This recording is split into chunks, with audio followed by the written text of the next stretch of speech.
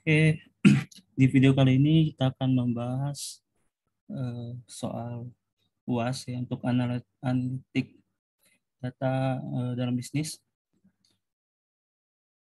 Ini untuk yang kelas pagi ya, tahun 2021.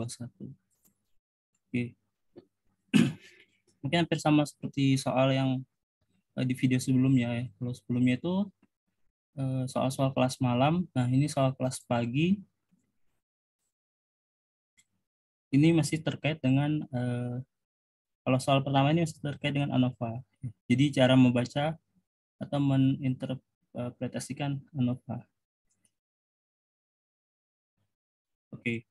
Nah, karena di sini datanya sudah tersaji ya, dan di sini pun ANOVA yang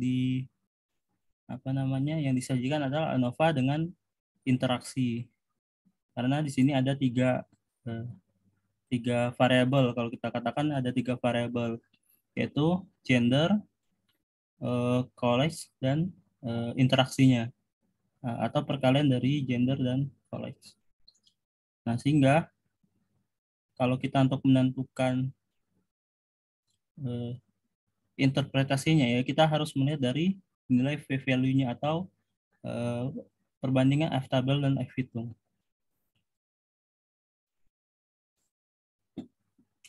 Nah, kita langsung ke soal 1 ya. Ini sudah dengan perhitungan ya. Jadi sudah dihitung sebelumnya, hasilnya seperti ini ya. Oke, maka nanti di nomor 1 ditanyakan adalah eh, apakah ada perbedaan ya rata-rata gaji berdasarkan perbedaan gender.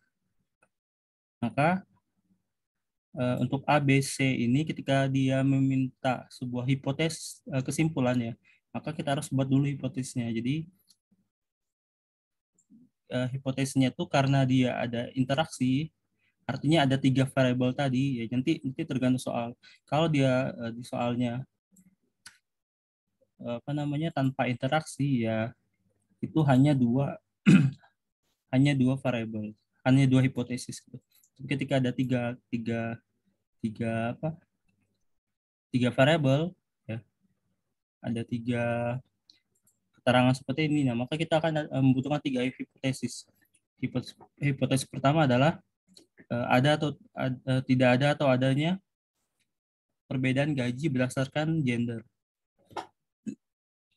Hipotesis kedua, ada atau tidaknya perbedaan gaji berdasarkan latar belakang pendidikan. Yang ketiga, ada atau tidak adanya interaksi berdasarkan jenis kelamin.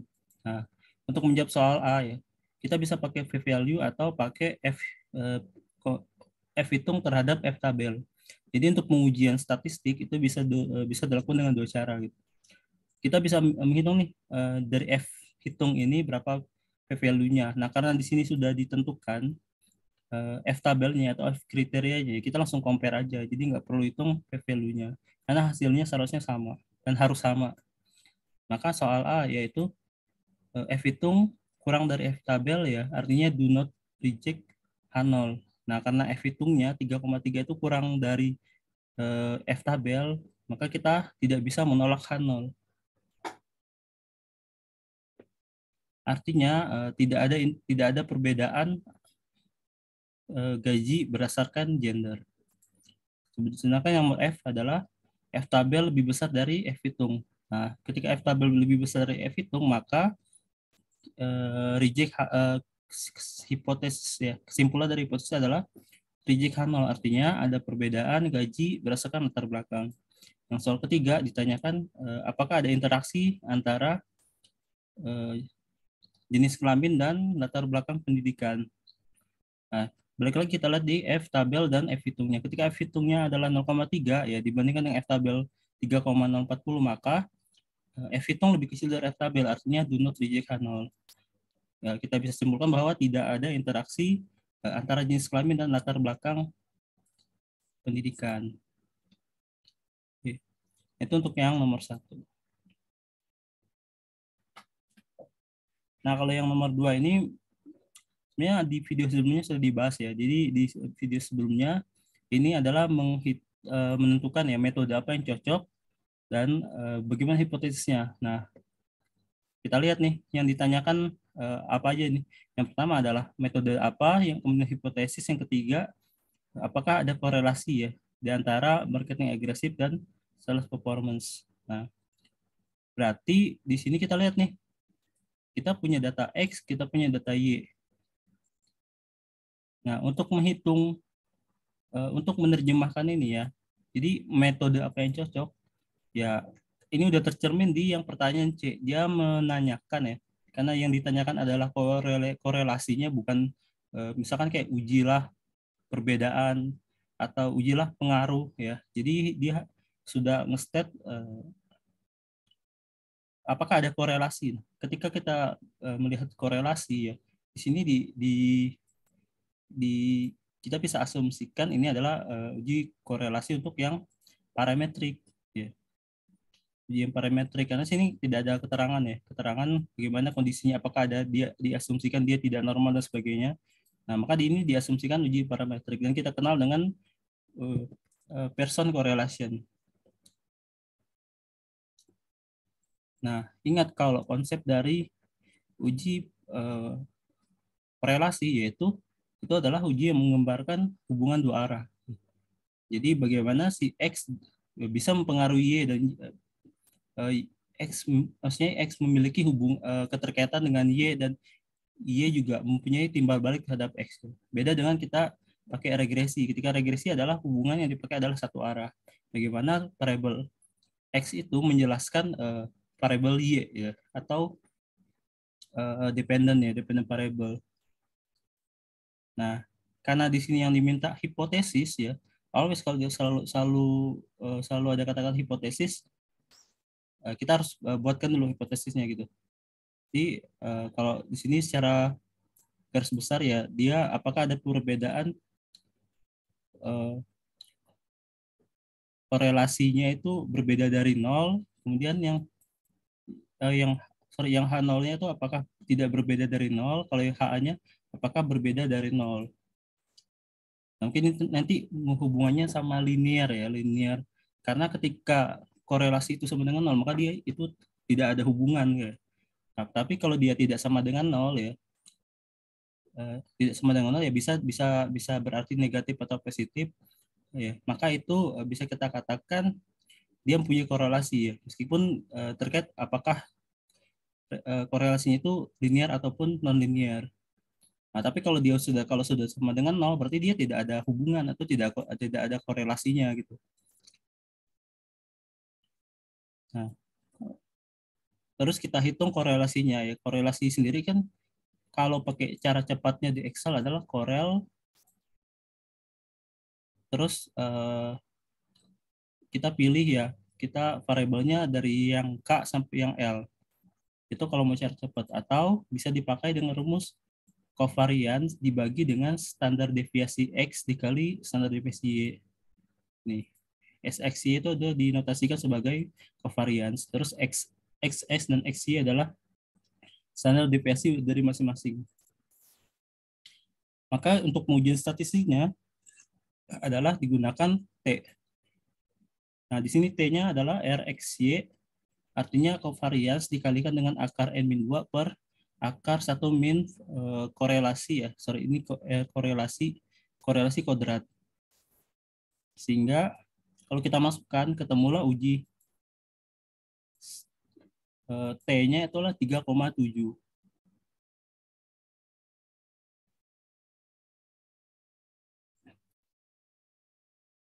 Nah,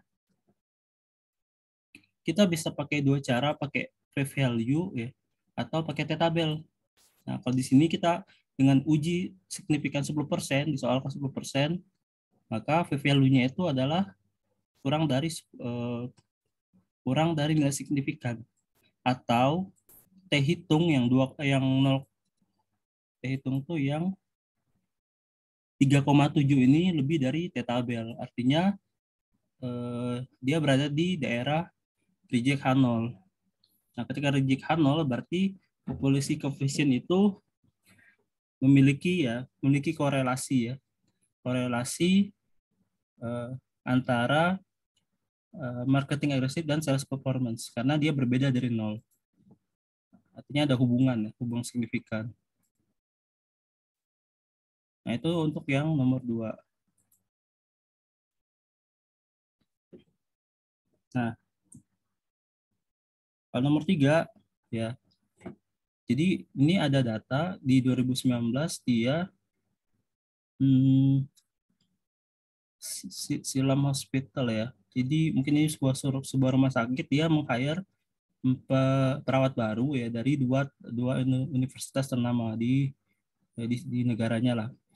Tapi setelah 1 tahun ya mereka menghasilkan sebuah studi menganalisis apakah ada perbedaan signifikan. Nah, ingat kalau perbedaan itu eh, otomatis yang ditanyakan adalah uji beda. Entah itu nanti terkait dari uji beda dia apa namanya parametrik non parametrik. Jadi dia ingin menguji beda dari kinerja perawat yang lulus dari kedua universitas dengan pertimbangan skor maksimal adalah 100. Nah, dan sini juga dia hasil dari independent sampling ya of nurse performance. Asumsikan bahwa skor are not normal distribution. Nah, kalau dia mengasumsikan normal tidak terdistribusi normal, maka kita bisa menggunakan uji non parametrik. Yaitu di sini kalau untuk uji independen, kenapa independen? Karena A dan B adalah dua objek yang berbeda, dua objek penelitian yang berbeda ya, karena itu udah beda kepala lah atau beda tujuan lah. Ada dua hal yang berbeda. Nah, maka itu disebut independen. Kecuali misalkan kita menguji universitas A tapi bisa jadi dalam satu ruang lingkup gitu. Misalkan dalam satu kelas atau antar kelas yang dengan jurusan yang sama gitu. Itu bisa kita uji pakai uji dependen. Tapi karena ini dia independen dan non parametrik, maka kita gunakan adalah Wilcoxon rank sum test. Karena untuk yang independen ya, kalau dependen nanti kita akan pakai Wilcoxon yang sign in ya, kalau nggak salah. Oke, karena dia data tidak terdistribusi normal dan dia bersifat independen, maka digunakan adalah Wilcoxon rank sum test. Dengan hipotesis ya, jadi ada yang pertama ada perbedaan antara kinerja perawat lulusan Universitas A dan Universitas B, yang kemudian yang HA-nya yaitu tidak ada perbedaan antara kinerja perawat lulusan Universitas A dan Universitas B. Jadi setelah kita dapat semuanya A, B, nah ingat kalau Wilcoxon rank sum test itu adalah based on rank. Maka yang kita lakukan adalah seperti ini. Dari A dan B ini kita harus ranking. Ranking 1 sampai dengan terakhir. Kita contoh, misalkan sini ranking yang paling rankingnya itu dari yang terkecil yang terbesar. Ya, sini yang terkecil adalah 65. Maka itu sebagai ranking 1. Nih, kalau saya tuliskan di sini, 65 di sini adalah ranking 1. Terus ada 69. 69 itu ada 2 ya. Nah, 69 ini kan ada di ranking 69. Ada di ranking 2 dan 3. Ini saya tulis rankingnya. Oke. Nah, 69 ini kan double nih. Nah, gimana tuh cara masukinnya? Nah, cara masukinnya adalah 69 ini rankingnya kita rata-ratakan. Berarti 2 ditambah 3 dibagi 2. Maka hasilnya 2,5. Berarti ya, ini 69 ini rankingnya adalah ranking 2,5. Terus di sini ada 69 lagi 2,5. Ya ini kan penempatan penulisannya aja gitu. Intinya nanti dicari ya di sini 69-nya tuh di posisi mana, kiri atau kanan. Kan nanti kita tinggal tulis 2,5 2,5. Nah, begitu juga nanti yang angkanya yang sama. Misalkan contoh 84 nih, 84 kan ada di sama nih 7, 8, 9. Kita rata-ratakan nih rankingnya. Berarti average-nya adalah 8. Nah, 84 tuh di mana aja sih? 84 di sini ya. Berarti kan di sini 8, 84, 8, di mana lagi 84 di bawah ya. Nah, di sini 8. Dan seterusnya. Pokoknya nanti berlanjut ya, sampai ranking terakhir ya. Ini 99 adalah ranking ke-24. Berarti dia angka 99 di mana? Di sini. Nah, ini ranking 24 untuk Universitas B.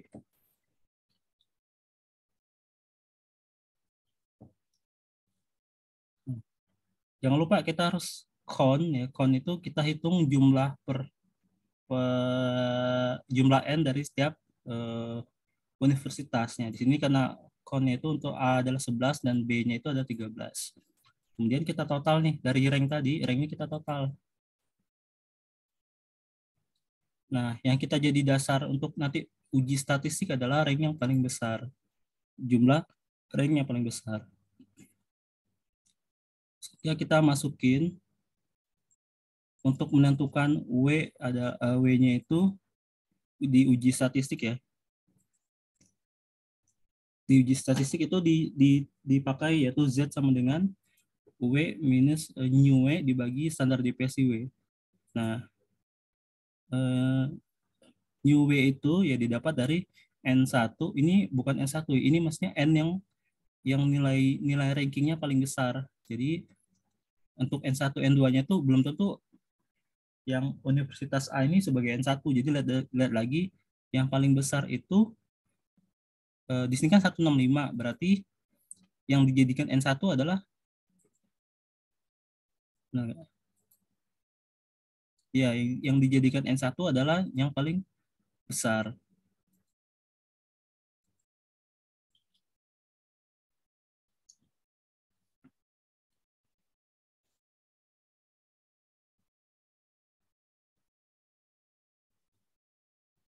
Nah, karena dijadikan satu yang paling besar, maka di sini 13 dikali 13 ditambah 11 ditambah 1/2. Ya. Jadi N1-nya adalah 13, N2-nya adalah 11. Kemudian untuk standar deviasinya sama. Ini tinggal kita kalikan, N2 kita masukkan ya, ketemu nanti 4,9. Nah, terus W-nya itu dari mana? W-nya itu dari yang terbesar. Berarti nanti 165 ini kita kurangkan dengan 162. 165 ini kita kurangkan dengan 162, terus kita bagikan dengan 4,9. Ketemulah nilai Z-nya adalah 0,6. Nah, kemudian kita tentukan nilai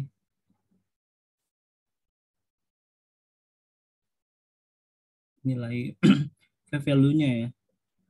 Kalau teman-teman mau pakai Z tabel ya silakan. Tapi kita di sini pakai V value.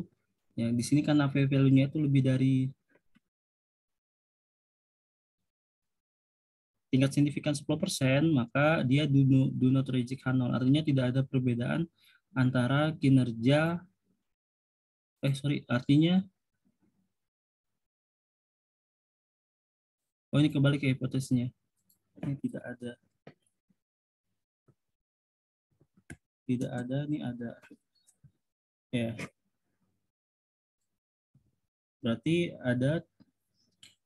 Berarti kesimpulannya adalah tidak ada perbedaan antara kinerja perawat lulusan Universitas A dan B. Nah, terus lanjut ke nomor 4. Nomor 4 ini dia adalah data populasi ya, populasi dari udara di Los Angeles di tahun 2019. Kemudian terus bagian lingkungan lah, lingkungan yang pemerintah yang terkait dengan lingkungan itu mempublish ini kayak seperti regulasi baru ya di tahun 2020 untuk mengurangi polusi hidrokarbon. Kemudian dia mengevaluasi apakah peraturan baru ini ya membuat adanya perbedaan signifikan untuk mengurangi polusi. Nah, ketika dia ada kata kunci new ya, new itu lawannya apa? Old, berarti sebelum dan sesudah. Nah, kalau dia bicara sebelum dan sesudah, dan sini sebelumnya itu adalah 2019 dan sesudahnya itu adalah 2020, artinya di 2020 adalah aturan yang baru dan 2019 adalah aturan yang lama. Nah, ketika kita masukin sebelum dan sesudah, maka itu kita hitung, kita masukkan sebagai uji dependen ya. Kenapa bukan independen ya? Karena ini masih dalam konteks atau objek yang sama. Objek sama itu misalkan di sini dia masih terkait dengan polusi ya. Jadi untuk terkait objeknya sama, yaitu polusi. Yaitu polusi kita bandingkan sebelum dan sesudah. Beda misalkan kita membandingkan antara polusi yang misalkan jenis polusi satu dengan polusi lainnya. Itu bisa jadi itu kita uji dengan uji independen ya. Nanti tapi tergantung soal nanti konteksnya seperti apa. Atau kayak tadi Universitas A dan Universitas B ya. Ya kayak soal sebelumnya itu kita kalau dia datanya normal itu kita uji independen ya, baik nanti equal variance maupun unequal variance. Nah, jadi di sini sudah menjawab apakah metode yang tepat ya, jelaskan jawaban. Ini udah kita bisa bilang uji dependen itu namanya uji pair ya, pair test dependent. Nah, kemudian menghasilkan hipotesis ya, tidak ada atau tidak ada perbedaan.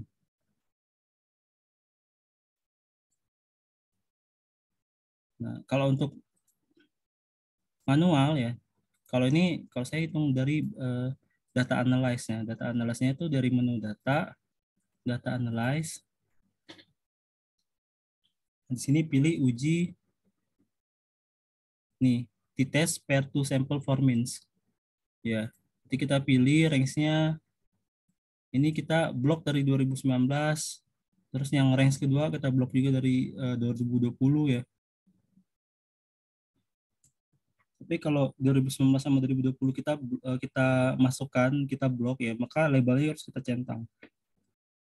Terus tingkat signifikannya 5%, nah, dan sebagainya. Nanti outputnya mau di mana, mau di sel yang baru atau yang di sel ini, tinggal kita tentukan. Nah, nanti hasilnya adalah seperti ini. Karena ini tutel ya, karena ini dia tidak menyebutkan apakah perbedaannya itu lebih dari satu, kurang dari satu, dan sebagainya. Maka di sini kita hipotesisnya adalah tutel. Ketika tutel berarti kita pakai yang 0,05 ini. Nah, kalau kita ragu dengan v-value-nya, ya kita bisa pakai uji T hitung terhadap T tabel, di mana T hitungnya adalah 2,13, T tabelnya adalah 2,2. Artinya, ketika T hitung kurang dari T tabel ya, maka do not reject H0 atau dia berada di daerah penolakan H. Dia tidak berada di daerah penolakan HO. Maka kesimpulannya adalah tidak ada perbedaan ketika Eva ini menerapkan kebijakan baru di tahun 2020 ya, kesimpulannya. Oke, lanjut.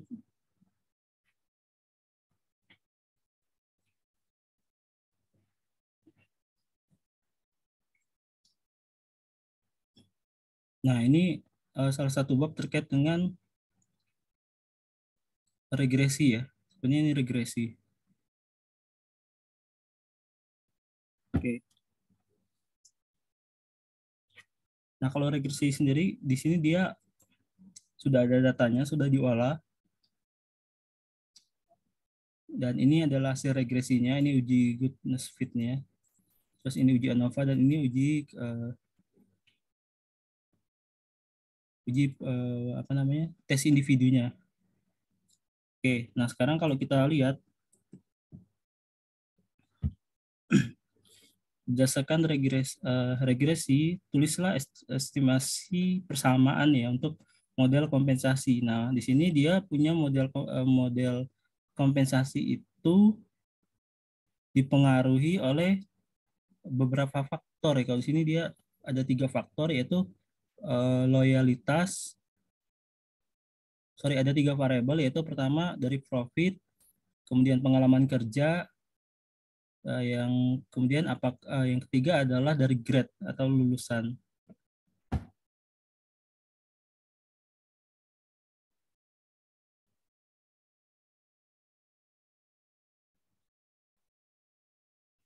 Oke.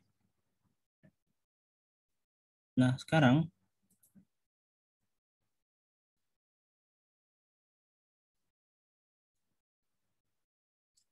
kalau untuk bikin regresi biasa ya, maksudnya untuk membuat model ya, kita tinggal tulis compensation model sama dengan eh, intercept plus ya. Jadi lihatnya adalah di mana cara ngelihat regresinya itu di koefisien ini. Jadi koefisien ini yang kita pakai untuk melihat persamaan regresinya. Maka kita buat persamanya adalah compensation model sama dengan 53,54,38 ya plus 0,0103 X1 ya. Jadi kita di sini bilang profitnya itu sebagai X1, yield-nya itu sebagai X2 dan grade-nya itu sebagai X3. Plus nanti ya 2,455,37 X2 plus 73310 X3 ya. Jadi kayak gini.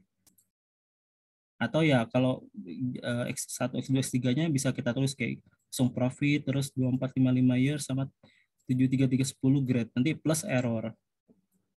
Nah, itu sudah yang nomor A. Yang nomor B, apakah secara keseluruhan regression model signifikan ya?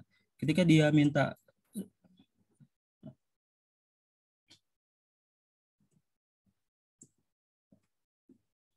ketika dimintakan adalah eh, overall regresi ya, kita lihat dari ANOVA. Jadi ANOVA ini tujuannya apa gitu. Jadi ini bukan cuma nganggur doang. Jadi di sini ANOVA di sini ya tujuannya untuk eh, menguji apakah regres uji kita ya, ketiga faktor itu ketika diuji bersama-sama itu signifikan atau tidak. Nah, di sini karena dia signifikan F-nya adalah kurang dari 5% ya. Ini kan minus nih kalau kita jabarin. Karena dia kurang dari 5%, maka kita bisa bilang secara bersama-sama bahwa profit, years, dan grade-nya itu dapat menjelaskan compensation model. Jangan lupa nanti kita harus bikin hipotesisnya. Nanti ada di buku ya. Di buku Jagia itu ada tentang hipotesis ini. Kemudian yang C, yang manakah explanatory variable dan interaksi?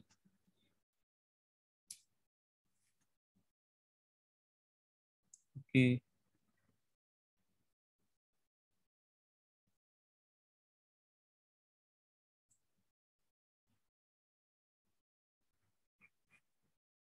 jadi ditanya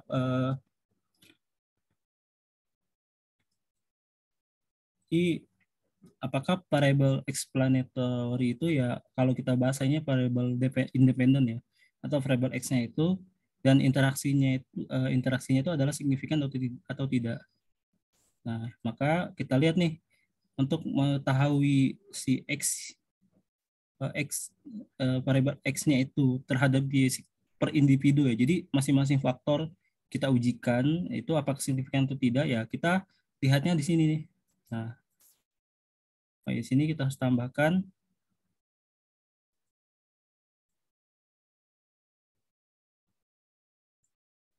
interaksi ya. Profit, grade, years, grade. Oke. Nah, profit X grade dan years X grade. Ini adalah menjelaskan kalau dikali gini ya, ini menjelaskan interaksinya. Tapi yang ditanyakan adalah variable explanatory dan interaksi. Nah, kalau secara individu, kalau ini kan ANOVA ini menjelaskan secara bersama-sama. Tapi kalau regresi ini adalah secara individu. Nah, kalau secara individu, kita lihat nih profitnya itu value-nya berapa. Nah, kalau udah di ini sih. Nah, value-nya adalah kurang dari 5%. Artinya reject nol. Maka kalau kesimpulannya ya kita bisa bilang terdapat hubungan linier antara profit dan kompensasi model atau profit secara signifikan dapat menjelaskan kompensasi model. Kemudian untuk years juga sama, masih kurang dari 5%. Jadi pengalaman kerja di sini ya, secara signifikan menjelaskan kompensasi model. Tapi untuk grade malah kebalikannya. Nah, grade itu dia hubungannya adalah non-linear atau dia tidak secara signifikan menjelaskan tentang kompensasi model. Kemudian untuk yang 0,8, 0,5, oke. Kalau untuk interaksi sendiri ya, ya ini sama do not. Jadi tidak ada interaksi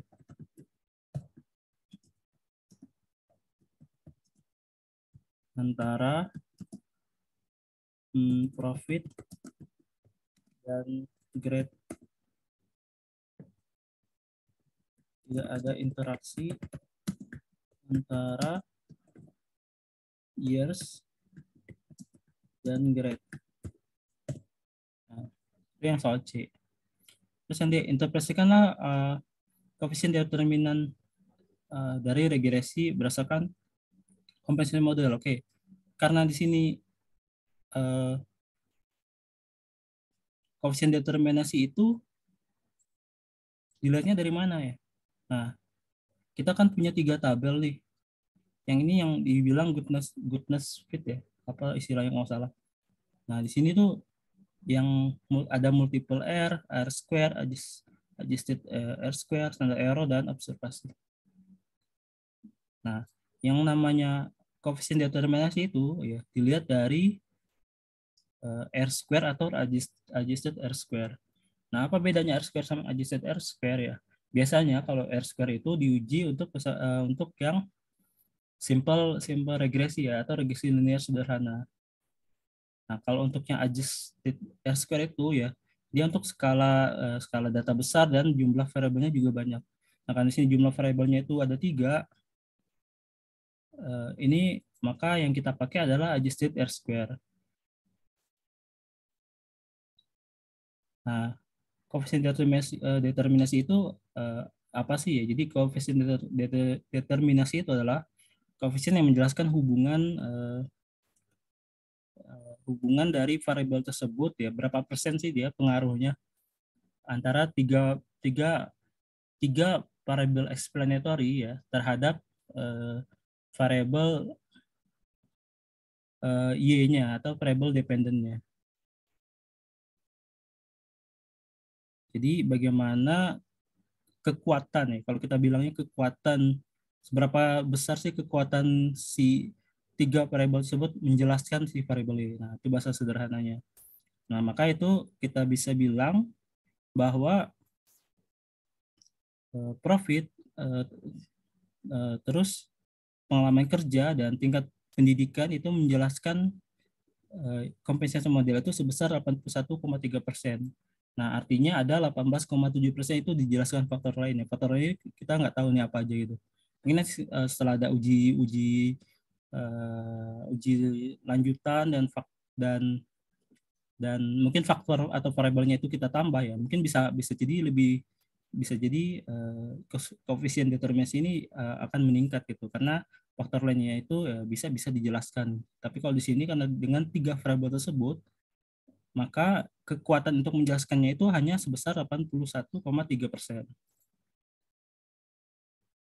Dan 18,7%-nya itu dijelaskan oleh faktor lain.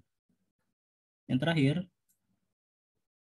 gunakanlah model untuk menentukan apalah kompensasi manajer yang punya pengalaman kerja 10 tahun dan dia lulus has graduate ya. Jadi dia punya gelar ya kayaknya. Terus dan dia sini perusahaan punya profit 8 juta.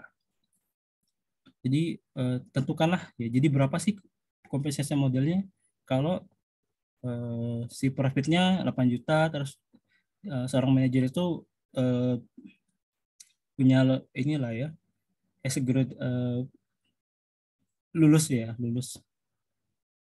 graduate degree ya, pendidikannya ya lulus ya setara S1 kayaknya atau D3 ya, pokoknya dia punya latar belakang pendidikan dan pengalaman 10 tahun. Maka ingat regresi model adalah A plus B X1 ditambah BX2 ditambah BX3 plus error.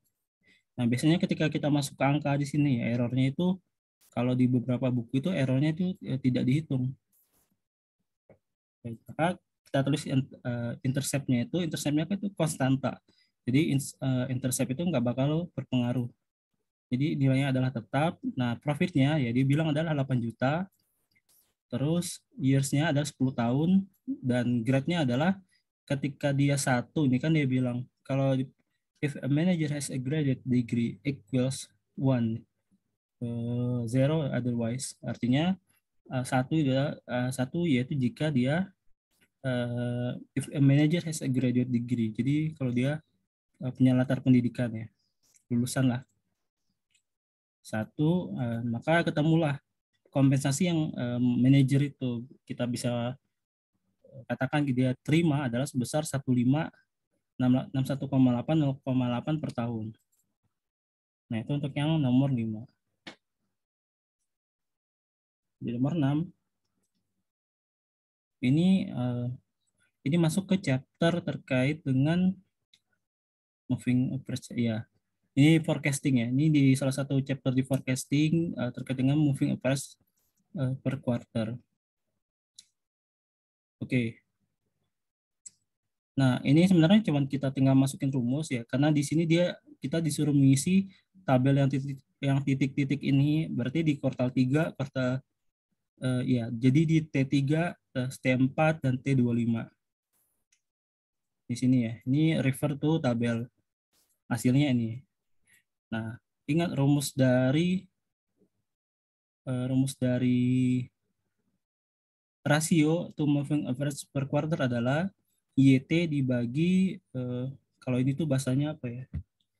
Y bar T ya, kita bisa bilang Y bar T. Di sini udah di statement sih Y-nya berapa, Y bar-nya berapa. Tinggal kita lihat nih periodenya yang ditanyakan adalah periode 3, 4 dan 25. Berarti kalau 3 itu berarti 675262 dibagi dengan 675451,63. Temulah 0,99 dan seterusnya. Variabel T4 berarti 679 dibagi 680. Dan terakhir adalah T25. T25 adalah 676 dan dibagi dengan 678. Dan itu sudah menjawab soal A. Yang soal B, tentukan adjusted seasonal index for kuartal 1 sampai kuartal 4. Nah, kalau adjusted seasonal itu sebenarnya adalah average dari hasil perhitungan ya. Tadi kan kita tinggal masukin aja nih, 1, 2, yang kosong-kosong kita masukkan.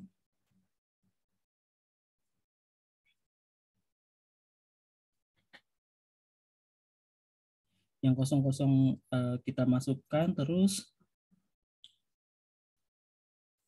Ya, jadi semua ini kita lengkapin, kita tuh serata-ratakan. Nah, itu namanya adjusted seasonal. Ya, jadi kita udah ketahuan ya, adjusted seasonal index-nya adalah untuk yang kuartal pertama berapa ini 0,8, kuartal kedua 0,7, kuartal ketiga 1, kuartal keempat 0,6. Terus yang terakhir dengan seasonally adjusted data ya.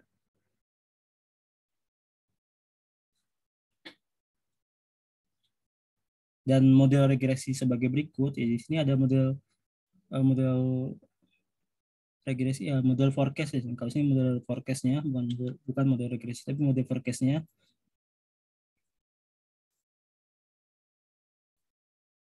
Nah, ditanyakan adalah berikan estimasi jumlah jumlah car travel ya. Jadi mungkin travel mobil ya untuk 4 kuartal. Fourth kuartal 4 ya maksudnya. Ya, untuk kuartal 4 di tahun 2019.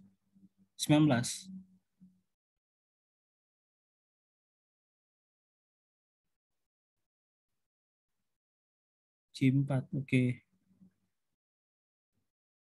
Di 2000 berapa nih? Ya, 19.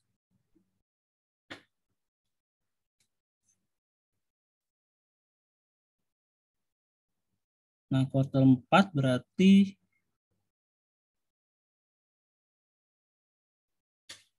oke.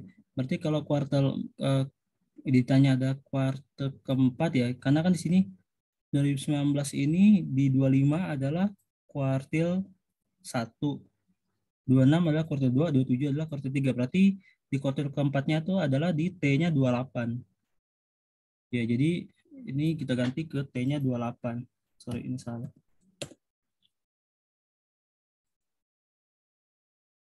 Nah,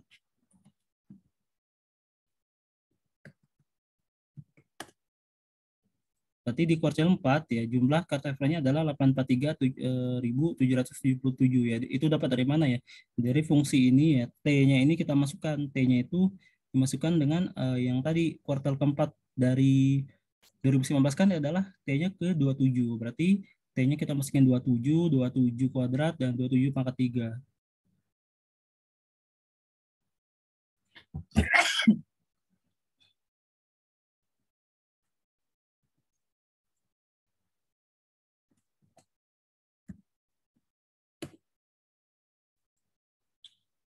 Oke.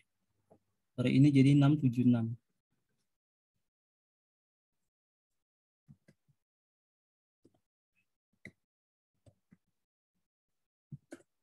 Nah, sekarang ditanya yang terakhir. Tadi kan kuartal 4 di 2019 dan tiga kuartal pertama dari 2020. Berarti karena di 2019 di kuartal 4-nya adalah 28, berarti kan 2020 adalah 29 kuartal pertamanya. Terus kuartal keduanya adalah 30 dan kuartal ketiganya yaitu adalah 31. Jadi kita masukkan di sini 29, ini kan udah otomatis dikuadratin. Tinggal dikali ini kali ini, formula 677, 680 dan 684. Jadi itu untuk menggambarkan estimasi ya, berapa kuartalnya gitu. Nah, itu sekian untuk video pembahasan kali ini. Nanti yang pembahasannya akan saya upload di link Google Drive ya. Nanti muncul di video deskripsi. Ya, semoga video kali ini bisa membantu ya. Oke, terima kasih.